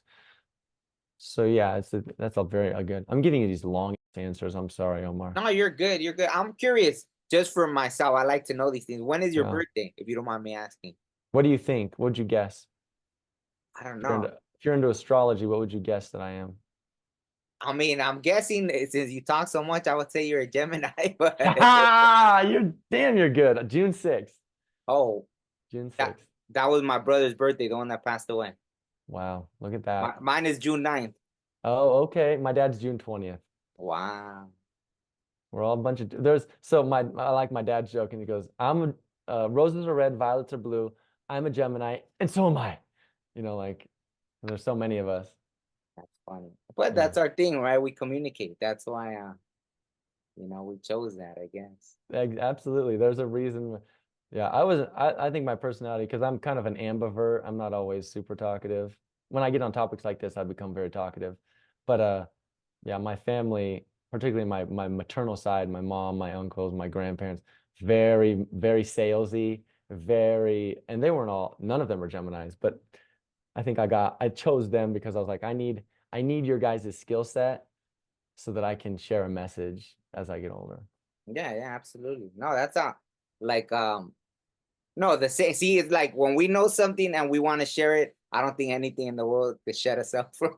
Yeah, totally, totally. Yeah, yeah. We're obstinate. We're gonna share it and we're gonna tell it. And I'm gonna try to convince everybody. Everybody that I come across, even, I'll try to be mindful. I'm always mindful and I try to feel out somebody. But if anyone asks me, I'm gonna try to convince the hell out of them that they are an eternal being, that they have free will, that there are certain predetermined things in their lives, but the rest is up to you. And you'll be guided by love and you'll be guided by fear. And it just depends on what story you tell yourself. And yeah. I think my thing is I don't try to. I just ask people, do you want me to tell you the truth, and then once I say the truth, usually people don't really take it that well. But I always ask that, hey, do you want me to tell you the truth, or what are you asking me, or you just want me to listen to what you're saying? Right. Most of my day is listening to people, but then sometimes as an exercise physiologist, personal trainer, I'm listening to people, but then I also am like, I'm tired of listening about politics. Let's get on to something. Let me direct this conversation to where we can, because I don't want people coming in paying me the money that they do and then walking out feeling worse, right? I want them to come in, have a kick-ass workout, feel better physically, but also walk out feeling better mentally and emotionally and spiritually. Yeah. So that's always like my thing. But no, absolutely. So you want to share real quick about like some of your services and what you provide as a? No, sure. I'm not really. I have a YouTube channel. I feel like these are more fun. Like I got I have a YouTube channel, just my name, I think. I think it's just my name, where I share that. Yeah, I'm an exercise physiologist in Reno, so I do training in Reno, life coaching, the hypnosis. I used to do the hypnosis online. I don't anymore. I always recommend people do it in person with someone. I think it's just a more profound experience for the individual. So find somebody in your city if you're curious. It's called QHHT, Quantum Healing Hypnosis Technique. But it's very helpful. Everyone that I've ever done it with has loved it and had great results. But and how does that usually go? Like when you go into it, are people ever concerned about certain things coming out? Like, do they ask you about confidentiality and all this and that? And totally. And everything is you don't share anything, because if you start sharing that, you're kind of thinking you're sharing someone's secrets that their soul is sharing with you. So you kind of have to be a guardian and you have to be mindful of that. So the people that are practicing it, for the most part, everyone that I've ever known or met is very right. The confidentiality is very important. And if people say, oh, you can share this or whatever, then we will. But there's always questions that people have, and it's just, I don't know, with that practice, it's find somebody that you resonate with, like look up the names on the website and they have a list of names in your area, and just whoever calls to you first, and then get a feel for them, look at their website. But you'll just go in, and hopefully the more you trust an individual, the deeper you're going to go. Oh. It helps to have somebody that you feel like you can be calm with, because you are going to be awake still. You're still in hypnosis, so you're still going to be conscious. So if you can find somebody who you get a good feel from, and then it's usually about a 4-hour process, because you're going to meet, you're going to talk about each other, or they'll get to know who you are, your past, your history, stuff like that, your background, and then you'll go into the session itself, which is an hour and a half to 2 hours typically, sometimes shorter, sometimes longer, and then you have like a follow-up at the end where you kind of go over things, and they record it, so you will have a recording and you can listen back to it, because it really helps to listen back to it, and you'll always have that. So you can always, particularly if you don't listen back to it, you'll start realizing, oh, I already got guidance from this same question I had 6 months ago in the session, and it'll just help you, clarify that in your own mind. No, okay, just in case anyone that's listening that wants to. Yeah, that's interested in it. It's a cool practice. Yeah. I mean, I think I've already had enough things like shown about the past and this and that I don't have any questions really. You know what I mean? Which is cool. Yeah. I think I'm more definitely in the present right? And and even the future things, right? All the things I've been shown, they still don't affect me to that point where I need to be worried about, oh, this is gonna happen. Yeah. Like, I just And a lot of times, if you're asking from anxiety of the future, like I need to know what's going to happen, you're not going to get an answer. If you're asking, and most future questions they're not really answered.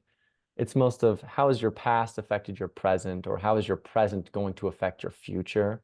So given guidance to work on this moment, because that's all we have, right? Is this moment, and now this moment, and now this moment, now this moment. And so it's like making the step, and now this moment.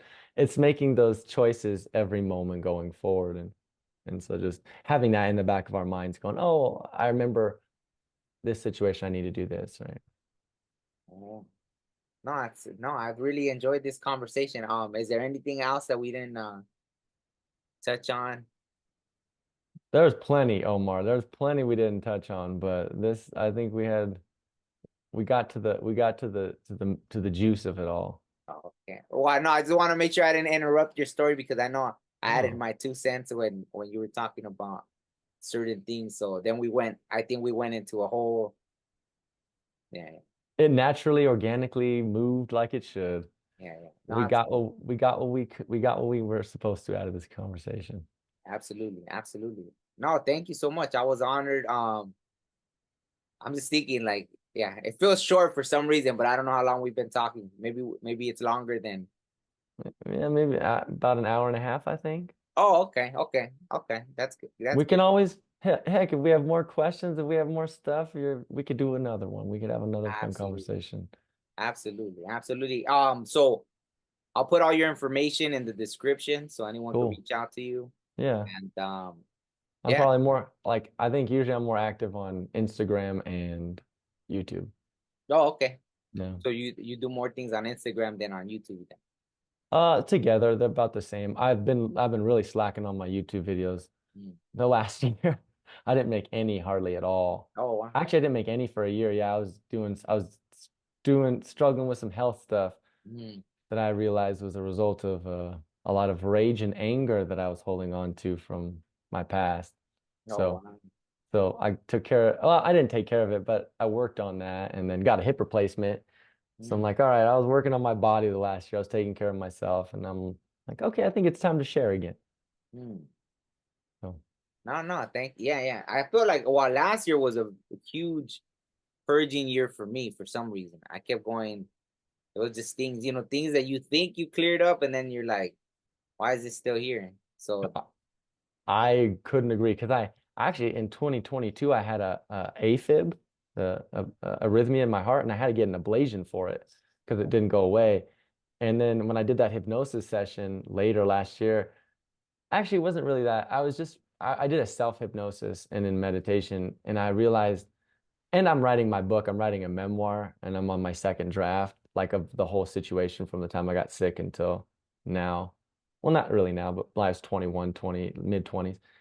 And as I read it and go over it, I'm like, man, I'm still holding on to that like residual anger and rage from the experience, and like I was really mad at God, right? I was so pissed. I was furious, like you're ruining my life. I can't have a girlfriend. I can't play sports. Like my whole life is ruined. And not knowing that it was going to take me to this point now where I'm with my perfect partner, my wife, and living a great life and all that. But it's different than I anticipated it would be. And it's still like accepting that it didn't turn out exactly as I wanted it to. It's just I've taken a different trek up the mountain path, the mountain. And so, yeah, I had to deal with a lot of that anger and rage. That's like my default, because I don't like feeling depressed. mm. Ang To me, depression is like the bottom of the barrel, but anger and rage, I have some power, and I feel at least like, no, that resiliency a little bit. And so I'll default sometimes to anger and rage, and the pandemic really brought that out in me.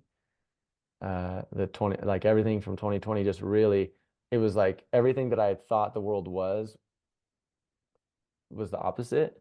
Mm. And so it kind of was like hard for me to accept it, right? Going back to that acceptance, like I was suffering immensely, and I was so angry at other people for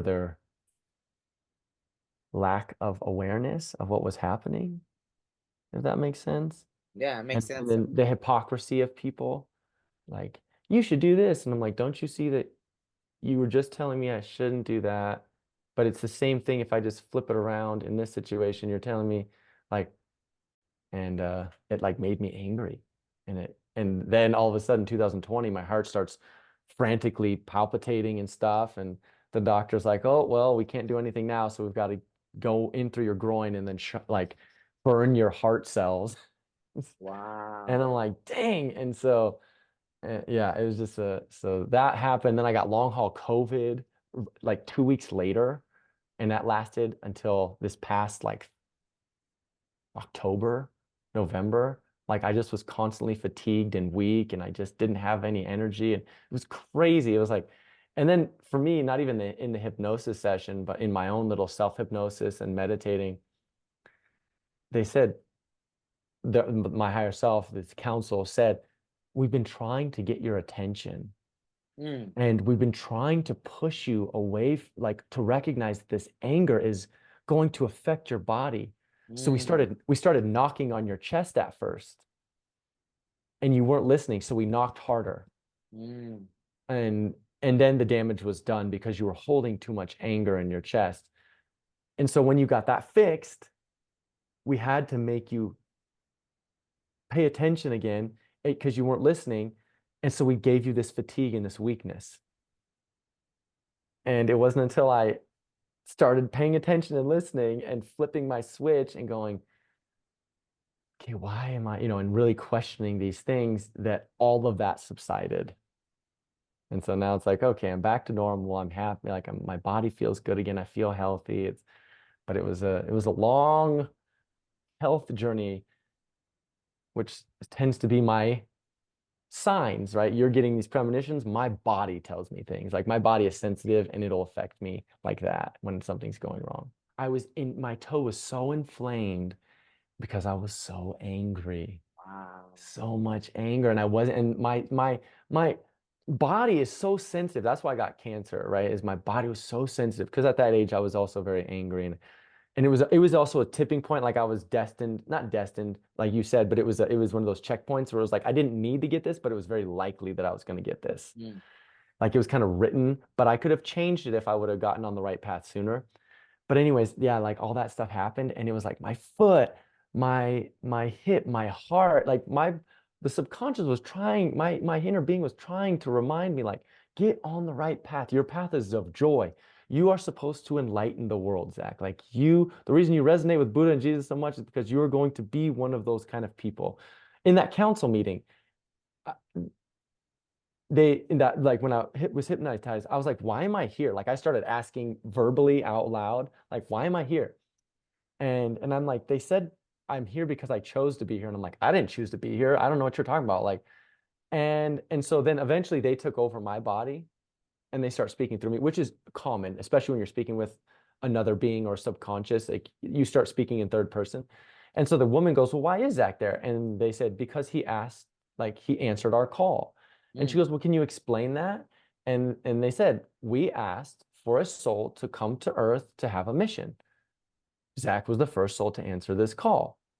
And then I start crying because I feel like this lack of self-worth.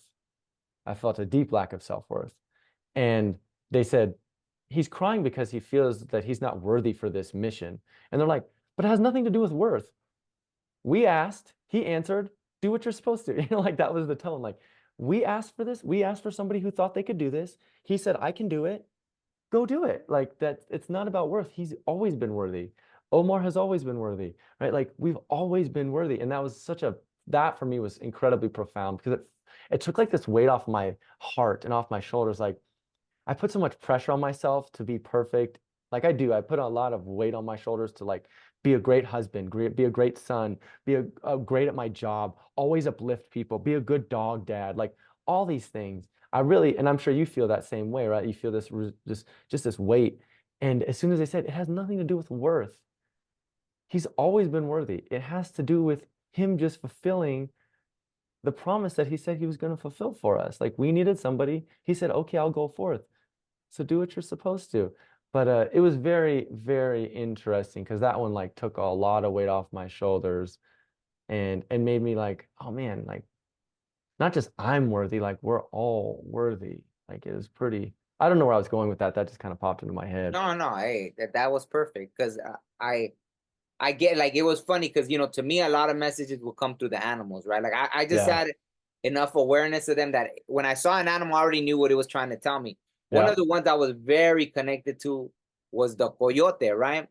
And in some native mythologies, as they call them, the coyote is thought of as the reluctant hero. Like he Mm, saves the day a lot of time, but he doesn't want to. So I mm, resonated with that. Like I mm. knew I know I've strayed from my mission so many times. That's why I even had that remember your Your soul soul mission, right? mission, yeah.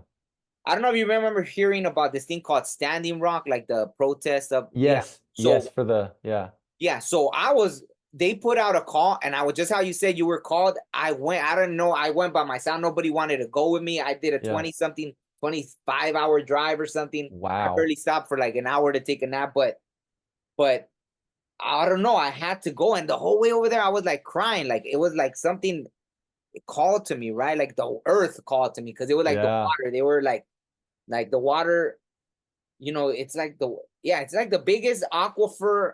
I guess that's under Yeah. in the U.S. It's like in the U.S., Canada, and Mexico. The largest aquifer is where they want to put that Right, the pipeline. So, pipe. they're always yeah. So it was like, of course, if it leaks, it's gonna contaminate something. But for whatever reason, I was pulled over there. I didn't have a choice, and so a lot of Mm-hmm. people didn't understand that. I just Yeah. answered the call. Like for some reason, they pulled on my heartstrings. Like with tears in my eyes, I was driving over there, and I was like this is crazy. This doesn't even make sense. But when I got there, I had a premonition, and then when I got there, I saw what I had seen. I was like, oh, I was meant to be here. I was like, oh man, this is crazy. And because I went, people went from the Amazon, from Palestine, from Hawaii, from Japan, from the Philippines. There were people from all over the world. So when I got there, it raised like that was one of those like Yeah. like I started having premonitions. I used to always have them in dreams. That was one of the first times I remember having them right there. I would see something and then it would happen. And I was like, Yeah. what in the world? So I think just the fact that I answered that call Yep. woke me up here. But yeah, just because that like I get it about answering the call.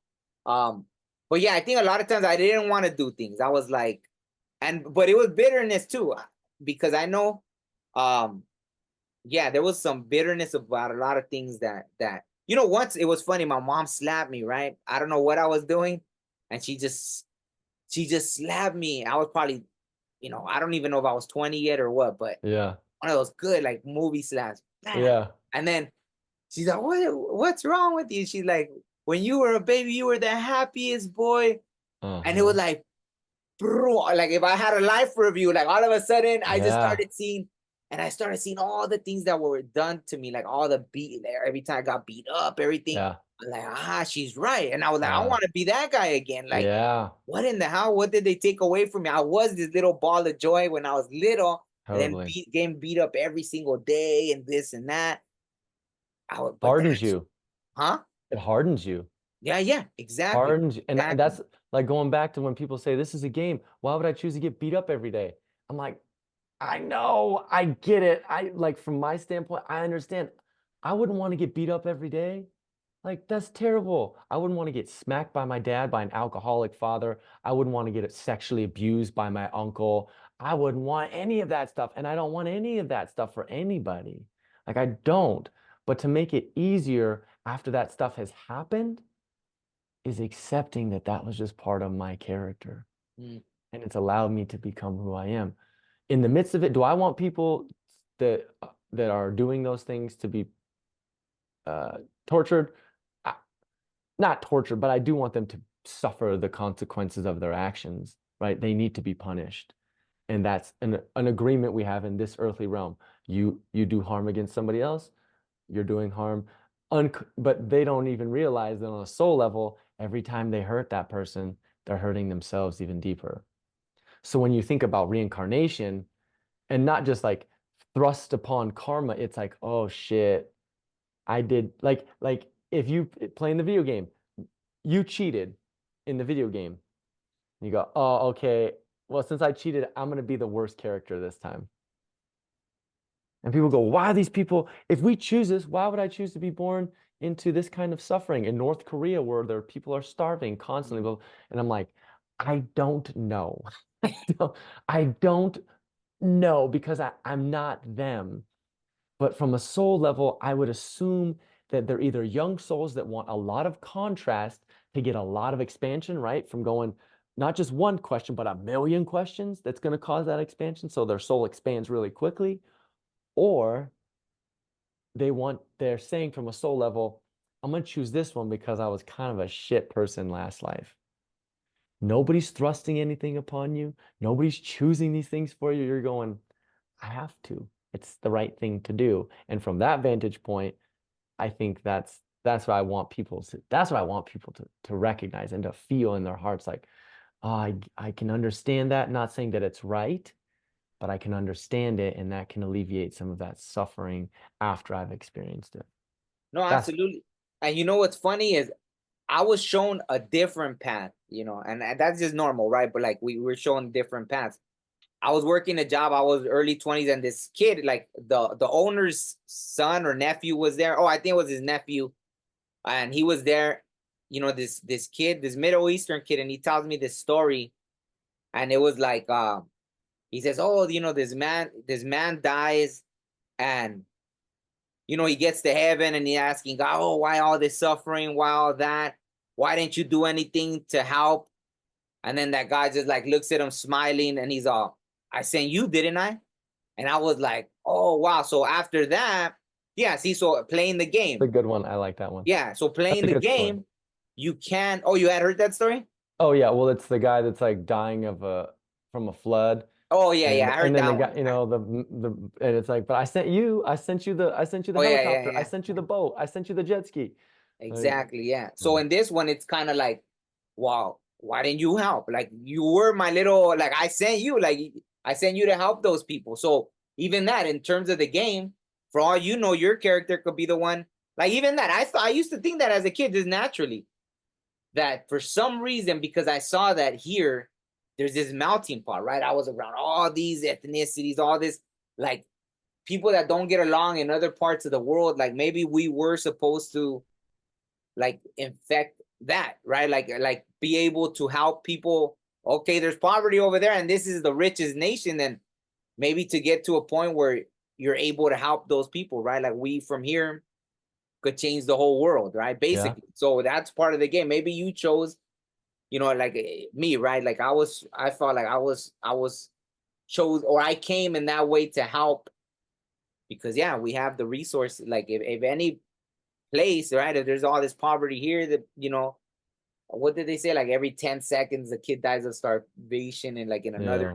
country. So then here, if we're dying of obesity, it doesn't make sense. I Right? know. Like we're the fattest country right here, and people are dying from heart attacks. Yeah, Then how can someone on another continent be dying of starvation? Then yeah, maybe totally. we're meant to balance, somehow balance it out. So yeah, that's the way I was shown. But at that point, I didn't realize yet about like the whole game thing, but it makes perfect sense. So yes, so no, okay, I won't keep babbling on because I know that. This was a good, yeah, this little second half was pretty good. Yeah. Because yeah, there's some good stuff in there. Yeah. I don't know. It's fun having these conversations too, right? Because it's you can feel you know we're vibing off each other, and we have so many similarities. We can come from so differently, just different places of the country, and have different upbringings, but we can come to the same understanding, right? The same Yeah. spiritual understanding. So to me, that's always like the reminder that right, you're not a drop in the ocean. You're not the drop in the universe. You're a universe in a drop. Mm. And like we're all having the same experience as spiritual beings having a human experience. No, And absolutely. it just shows up differently in our lives. Like we're all that's why the root, like that's why those teachings, I think for so many sages and awakened people is always that, yeah, the core of things is we're always going to have discontentment in life. But as you continue walking up, it's like I just like the analogy of hiking up a mountain. And when you look back down, you go, oh my God, I remember being at that spot of the mountain and I couldn't breathe and my legs were burning and I thought I was going to pass out. but I made it. I took a breath and I kept walking. And I remember being there. And then you're like, well, I guess I'm still not up the mountain, but I can see it. I'm so close to the top. And like all paths lead up the mountaintop.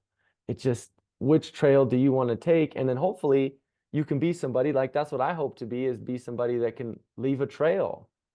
Like maybe there's already a trail for me, but maybe I can keep that trail fresh for the people who go, oh, I see fresh footsteps. I want to follow that path too, you know. And I want to get up to that point where when shit is happening, bad stuff is happening in my life, I go, okay, experience it. This is life. This is life. This is my life right now.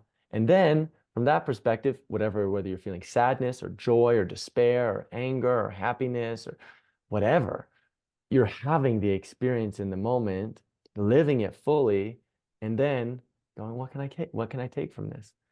What is this showing me? Oh, this is showing me I should keep going that way. Or, oh, okay, I'm angry now. Feel that anger. Where am I feeling it? Where is it coming from? What thought is causing the anger in my body? Because it's stemming from a thought or a belief. And so that's saying that I'm over here and it's pointing me that way. So let's work my way that way. So that's kind of like, that's what I feel. And after at 36 now, like this is my purpose. Like this is, and I've always felt that, but I didn't know how to embody that. I didn't know what I was supposed to do. Now I'm like, yeah, I'm a Gemini because I can speak and I can share a good story, and hopefully people resonate with that story. And there's a lot of people that won't, and I understand that. And my story is not for everyone, but hopefully it does resonate with some people, and it can bring them closer to their source, right? To their heart, to that aspect of them that is God, that is divine. No, absolutely. And I love how you know, to I guess close this out with that analogy of the mountain, because that's my thing. I love climbing the mountains. And that's even that. When I was injured, I was upset, like I can't climb the mountain.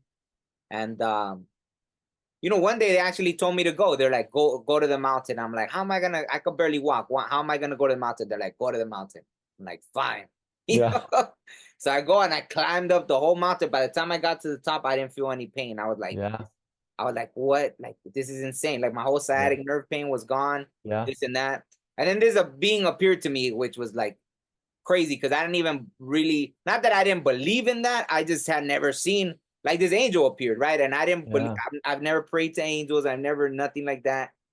And I started crying, like, ooh, all this stuff. But it had to do with like the healing. And just because I listened, I was like, but the mountain thing, I love the mountain. Like what you said about leaving a path too, I never thought about that. That's a beautiful analogy. So I like it, all that stuff. So Cool, brother. Yeah, no, absolutely. So on that, we'll end it. Awesome. This is super fun. Thanks for inviting me on, man. I really appreciate it. It's a cool conversation. Yeah, I was honored. No, I had seen an interview of you, and I was like, oh, I like his energy. Like he seems really cheerful. And I'm now even more so seeing that you've experienced so many things and seeing that you still have a good attitude about it. You know, like, man, no. That's like, the journey, I'm sure right? You're proud. If you're not proud of yourself, I'm proud of you. Like, well, thank you. I'm proud of you for continuing on this journey.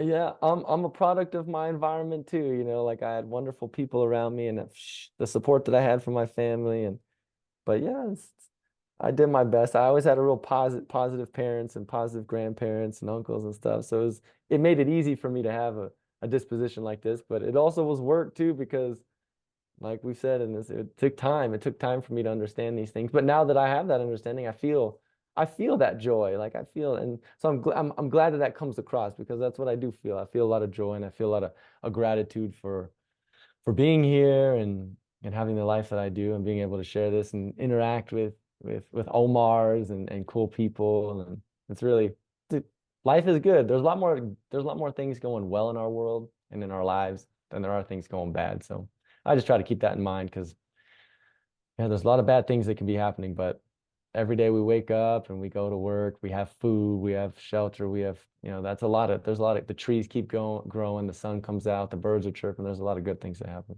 My cells are talking to themselves saying, you are a sexy, sexy man.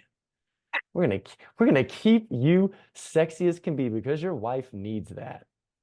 There you go. Beautifully put. So on that note, it's been an honor. and we'll have to do it again. Definitely. Thank you, Omar. Thank you. Life may move fast, or it may move slow. I met a silly man who said he make it slow. We look up out towards space, or even at the sky. One day pass away, but never look inside. Breathe in, breathe out. Life is a maze, but we'll figure this out. I mean, human beings, I ain't got no doubt. Yeah, that's right. Yeah, sometimes you just feeling it, you know what I'm saying? You just feeling it.